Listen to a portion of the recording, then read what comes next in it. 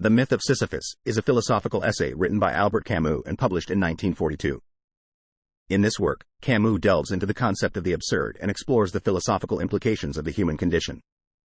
The central question Camus addresses is whether life is worth living in a world devoid of inherent meaning and purpose.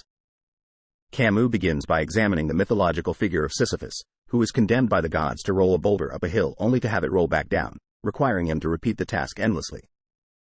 Sisyphus's situation represents the human condition, characterized by the repetitive and seemingly futile nature of existence. Camus argues that Sisyphus is the epitome of the absurd hero, as he confronts the absurdity of his task yet continues to persevere.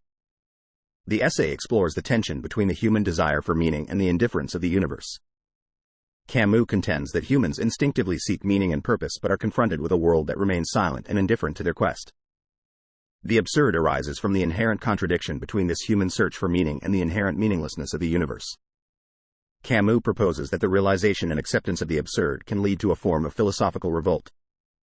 Rather than seeking to escape or deny the absurd, individuals should embrace it and find meaning through the act of rebellion. This rebellion involves asserting one's freedom and living authentically in the face of the absurd, fully aware of the absence of ultimate meaning. Critique of The Myth of Sisyphus includes the following points. 1. Subjectivity of the absurd. Critics argue that the experience of the absurd is subjective, and not everyone may resonate with Camus' perspective.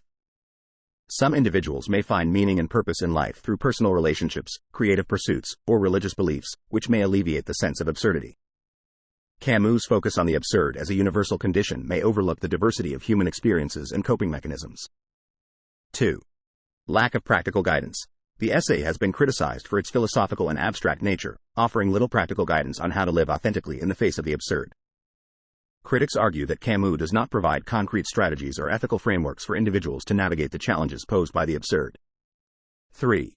Neglect of interpersonal relationships. Some critics contend that Camus underemphasizes the role of interpersonal relationships and social connections in finding meaning and purpose. They argue that the focus on individual revolt and rebellion may neglect the importance of communal values, empathy, and solidarity in confronting the absurd. 4. Existential optimism. Critics suggest that Camus' portrayal of the absurd may be excessively pessimistic. They argue that while life may lack inherent meaning, individuals can create meaning through personal choices, values, and commitments.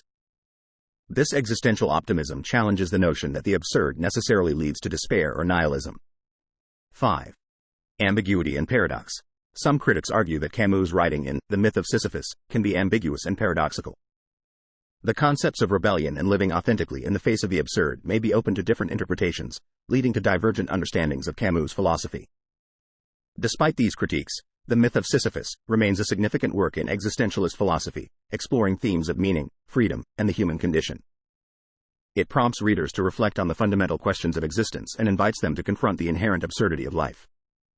The essay continues to inspire philosophical discussions and debates surrounding the search for meaning in an indifferent world.